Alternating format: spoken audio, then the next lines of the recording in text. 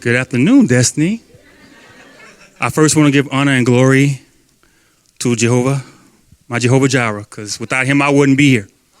Secondly, I want to give honor and glory to the Bishop and First Lady for allowing me to speak. Of course, you know we're all talking about Luke chapter 15. The verses I'm going to cover are verses 17 through 19.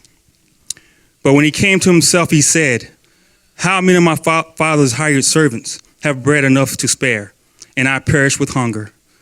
I will arise and go to my father, and I will say to him, Father, I have sinned against heaven and before you. I am no longer worthy to be called your son. Make me like one of your servants." And the title for this message, if I had one, would be Reevaluating. So we know how this young man got here. He went to his father and he wanted pretty much what he thought was his. And his father gave it to him. The same way God gives us free will to do what we want to do. We have a choice. We can either serve him or serve the devil. Well, this young man took his gifts, and you look up prodigal in Webster, it means living recklessly, using your resources wastefully. And that's what this young man did. And that's the same thing I did with my life. At the age of 18 years old, I was very rebellious. I figured I could do what I wanted to do because I knew what was best. And how many of you know you don't know what's best?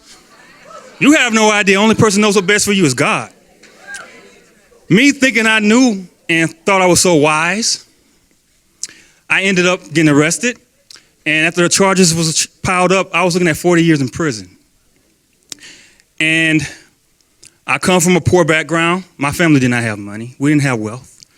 But by the grace of God, he was still working in my favor and on my behalf, even though I was not even honoring him the way I should have. A relative of mine became an attorney and moved into that town, and he took my case. I didn't pay him a dime. And for 4 years, I went back and forth to court every month, not knowing if my case was going to go before the judge. And how many of you know when you do something, it don't just affect you. It affects those around you. Your family, your loved ones, they affected just as well as you are. You're not the only one going through that turmoil. So around 19, let me think about it, 95, I gave my life to Christ. I got on my knees and I just asked God to just take this away from me because I was determined not to go to prison. And I could tell you the devil had a plan. He was going to kill me. He wanted me dead, but God intercepted and said no. And that's why I'm here before you today. I enlisted in the Army in 1996, joined the military, and remind you, my charges haven't been dismissed yet. There was no way I should have even been in the military. A month in basic training, my drill sergeants came to me and said, "Son, you know you shouldn't even be here. You know you got charges?" I'm like, "Yeah, I know." He was like, "Well, you don't have them anymore." My charges was dismissed by the grace of God. And only because of his love and grace, I'm here today, standing before you that if you have a lost one, you have children that don't want to listen, estranged family members, stop fighting it. You know who you give it to? You give it to God. You get on your knees and you ask the Lord to take control because he knows.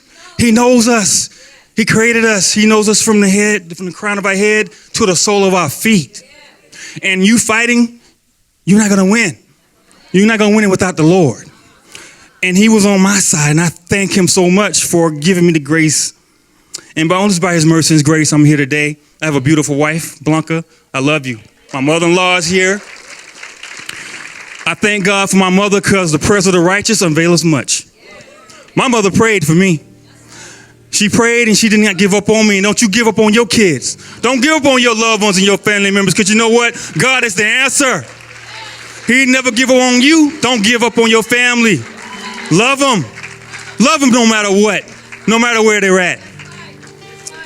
And in closing, this parable of the prodigal son shows the nature of the repentance and the Lord's readiness to welcome and bless all who return to him. It fully sets forth the riches of gospel grace, and it has been and will be, while the world stands, of unspeakable use to poor sinners, to direct them, to encourage them in repenting and returning to God. Just give it to God.